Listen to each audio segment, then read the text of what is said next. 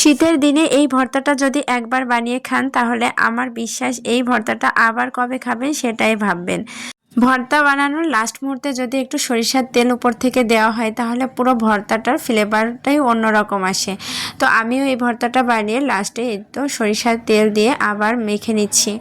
তো আজকে কিসের ভর্তা তৈরি করব অবশ্যই আপনাদের সাথে শেয়ার করতে যাচ্ছি, আশা করি বুঝতে পেরেছেন। আসসালামু আলাইকুম, কেমন আছেন সবাই? এই তো আজকে সিমের ভর্তা তৈরি করেছিলাম, আর সেটা কিভাবে আমি তৈরি করলাম এত স্বাদের হলো সেটাই আপনাদের সাথে শেয়ার করতে এলাম।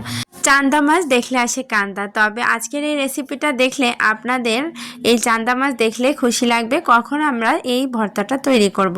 তো আমি প্রথমে লবণ আর হলুদ মেখে চান্দা মাছগুলোকে ভালো মতো ভেজে নিচ্ছি। অবশ্যই যে পাত্রে আপনারা মাছটা ভাজবেন সেই পাত্রটা গরম করে নিতে হবে। আমিও খুব ভালো মতো গরম হওয়ার পরে পরিমাণ মতো তেল দিয়ে, তেলের পরিমাণটা কম দিতে হবে, বেশি হলে কিন্তু মাছ ভাজাটা মচমচা হয় না। তো আমি এখানে তেলের পরিমাণ কম দিয়েই মাছগুলোকে ভালো মতো ভেজে নিচ্ছি। মাছগুলো মচমচা করে ভেজে নিলে এটা বাটতে সুবিধা হয়। তো আমি একবারেই পাটাতে রেখে দিচ্ছি বাটার জন্য। ওই ফ্রাই প্যানের মধ্যে আবারও একটু তেল দিয়ে দিলাম, আর এখন তেলটা গরম হলে এর মধ্যে দিয়ে দিব পেঁয়াজ, রসুন আর কাঁচামরিচ পরিমাণ মতো। এটাই হবে ভর্তার মূল উপকরণ। তো আমি এগুলোকে মচমচে অবস্থায় বেটে নিচ্ছি, তাহলে কিন্তু একটু কষ্ট হয় না। বাটতে গেলে চান্দা মাছগুলো সুন্দর মুচমুচ করে বাটা হয়ে যাচ্ছিল, আর 2-3 বার করে দিয়ে আমি একদম মিহি করে বেটে নিয়েছি।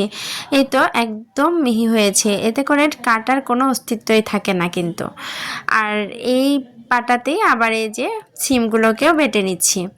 সিম বাটার সময় যদি আঁশ পাওয়া যায় তাহলে কিন্তু ফেলে দিতে হবে। আমার সিমগুলো কিন্তু বেশ কচিই ছিল বলা চলে, এজন্য বেশি আঁশ হয়নি। এখন শুধু সিমগুলোকে ভালো মতো মিহি করে বেটে নেওয়ার পালা। সিমের সাথে সাথে আমি কিন্তু পেঁয়াজ, রসুন, মরিচ যে ভেজে রেখেছিলাম সেটাও বেটে নিয়েছি, আর মাছটাকেও ভালো মতো মিক্স করে নিয়েছি।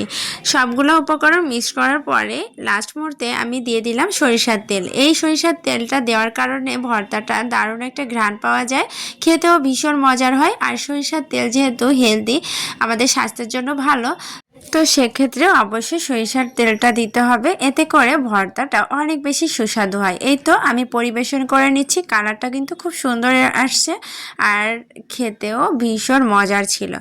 ভর্তা বেটেছি পাটায় আর ভাত খাবো না পাটায় মেখে, এটা কি হতে পারে? এই তো আমি গরম গরম ভাত পাটার উপর নিয়ে নিয়েছি, ভর্তার সাথে মেখে খেতে এত সুস্বাদু ছিল। সেই স্বাদ, প্রাণটা একদম জুড়িয়ে গেল। ভর্তাটা মুখের ভেতর একদম মনে হচ্ছে লেগে যাচ্ছিল। তো আজকের এই ভর্তা রেসিপিটা আমার তো অনেক মজা লেগেছিল। আপনারাও একবার ট্রাই করবেন শীতের মধ্যে। সবাই ভালো থাকবেন, আল্লাহ হাফেজ।